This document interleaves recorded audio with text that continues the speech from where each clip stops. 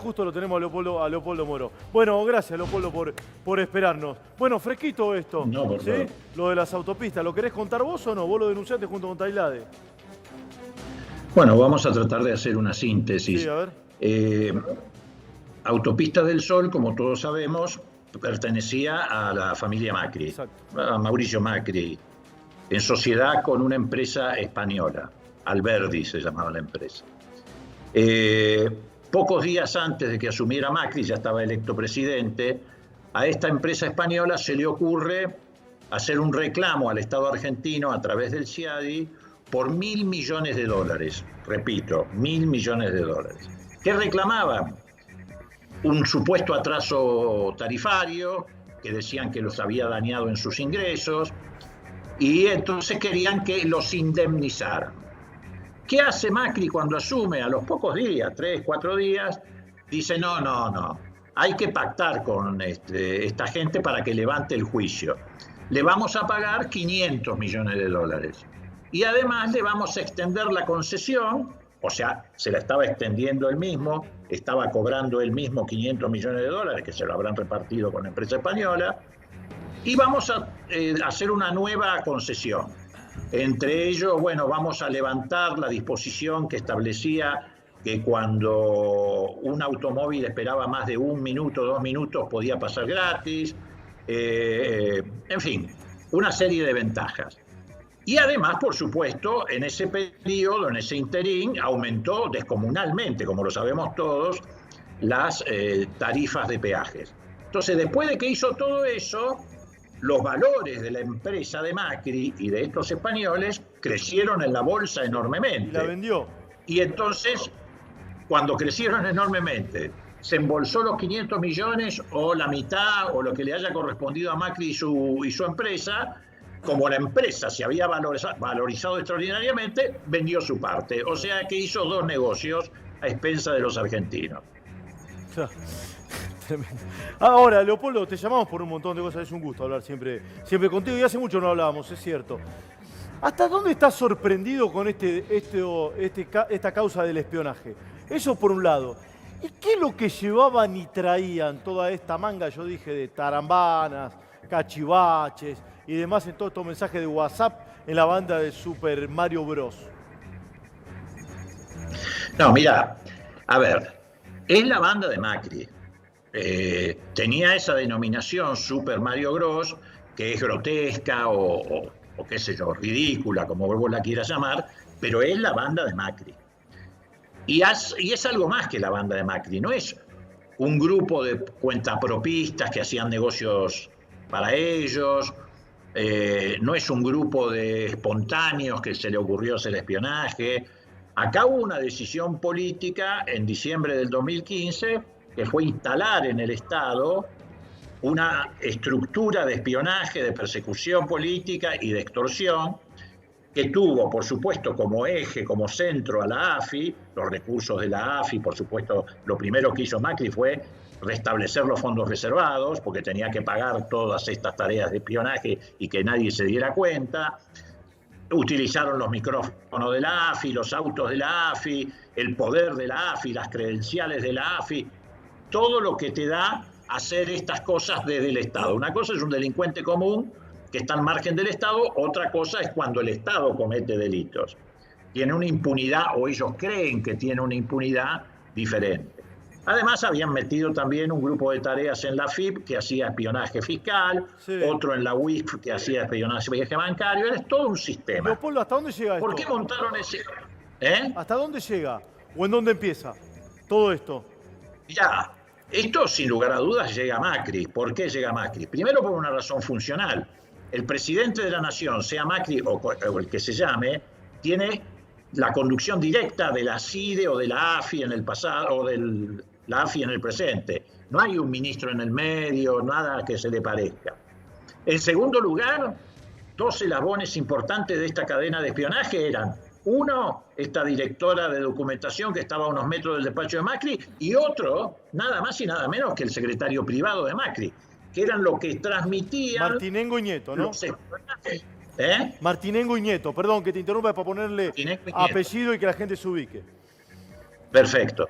Que eran los que llevaban a Macri lo que los espías llevaban a la Casa de Gobierno, en reuniones que a veces duraron 3, 4 horas. Los espías directamente entraban a la Casa de Gobierno y llevaban la información. Y la tercera cuestión que lo vincula a Macri es que nadie más que Macri podía tener interés en espiar a su hermana y a su cuñado. Claro, Además, ya él venía con esos claro, antecedentes. Florencia está ahí, es increíble eso. ¿Y por qué querer es eso, Leopoldo? ¿Para qué lo harían? ¿Por qué? ¿Por qué harían qué? ¿Lo de Florencia en particular, su hermana, o en general todo esto? Florencia y en general, las dos cosas, porque cada palabra me sorprende, ¿me entendés lo que te digo? Sí, te entiendo. A ver, ¿por qué hacían esto? En primer lugar, porque en el 2015, antes de que Macri asumiera el poder, les había ido bien con 2 o 3 operaciones de esta naturaleza que todavía no estaban financiadas por el Estado ni se servían de la estructura del Estado, pero sí que les había financiado los fondos buitres. Paul Singer, que estaba en pleno conflicto con el gobierno de Cristina por miles de millones de dólares, una ayudita de la embajada norteamericana y otra de la israelí, que les permitió inventar el asesinato de Nisman, que es una gran estafa a la sociedad argentina. Eso dañó mucho al gobierno de Cristina. Y lo otro, bueno, inventar que Cristina se había robado un PBI. Antes de que Macri asumiera, empezaron con hacer pozos en la Patagonia, a ver si aparecía el tesoro, etcétera, etcétera. Eso le permitió ganar la elección por estrecho margen. Entonces, ¿qué dijeron? Bueno, si nos fue bien con esto, ahora que tenemos el Estado, sigamos con esto. ¿Para qué? Para desacreditar a la oposición, empezando por Cristina, pero no era el único objetivo, era el máximo objetivo, pero no era el único. Desacreditemos dirigentes sindicales, sociales, religiosos, todos los que se opongan. Los hacemos aparecer como ladrones, les ponemos casco, los llevamos a la cárcel con las cámaras de televisión, etcétera, etcétera. Entonces armaron esto. Ahora, Moró. Sí, perdón. ¿Macri puede ir preso? Bueno, a ver, yo no soy como los macristas. Yo no voy a culpar a alguien antes que lo ocupe la justicia. Ahora, yo te debo decir lo que yo conozco. Yo el expediente judicial obviamente no lo conozco, no estoy metido en el juzgado, en el expediente. Sí, pero estás en la bicameral, sí, Leopoldo, escuchaste muchos testimonios, claro, estás en la bicameral. Por eso, es lo que te iba a contar, pelado. Bien, perdón. Yo presido la comisión bicameral de seguimiento de los organismos de inteligencia. Claro. Por el material que tenemos ahí, por la cantidad de testimonios que tomamos, muchos de ellos que ahora están presos pasaron primero por la comisión, ni siquiera todavía el juez ha tomado indagatorias, a pesar de que nosotros le hemos mandado al juez, por pedido de él, las declaraciones que tomamos, que no tienen valor probatorio, pero sí valor indicativo para la investigación del juez. ¿Hubo arrepentidos? Como se dice. Leopoldo, sí, hubo arrepentidos personas ahí, ¿no?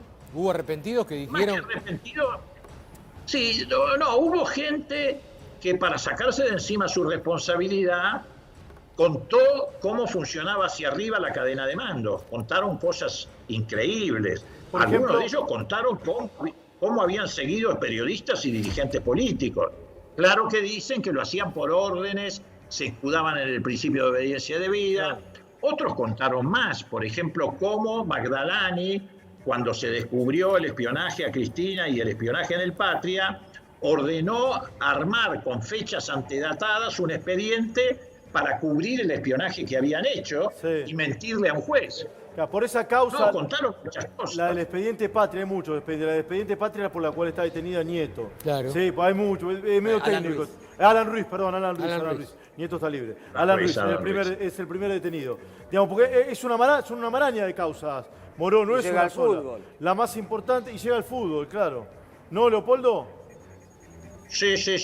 A ver, cuando vos instalás a una mafia protegida por el Estado, como ocurrió en la época del gobierno militar, que había terrorismo de Estado, después se produce un desborde de la situación. ¿Por qué? Porque efectivamente, además de políticos, religiosos, la oposición, empezaron a espiar a algunos de ellos mismos, porque le desconfiaban. Viste que los mafiosos le desconfían a los lugartenientes, siempre piensan que los van a desplazar. Entonces espiaban a los propios o a los que tenían disidencia con ellos, y empezaron a hacer otras operaciones. Por ejemplo, te cuento una muy concreta. A ver, un minuto tengo, Leopoldo. Ah, tenés un minuto, Sí, entonces pero- no te cuento. No, nada. contámela, Leopoldo, contámela.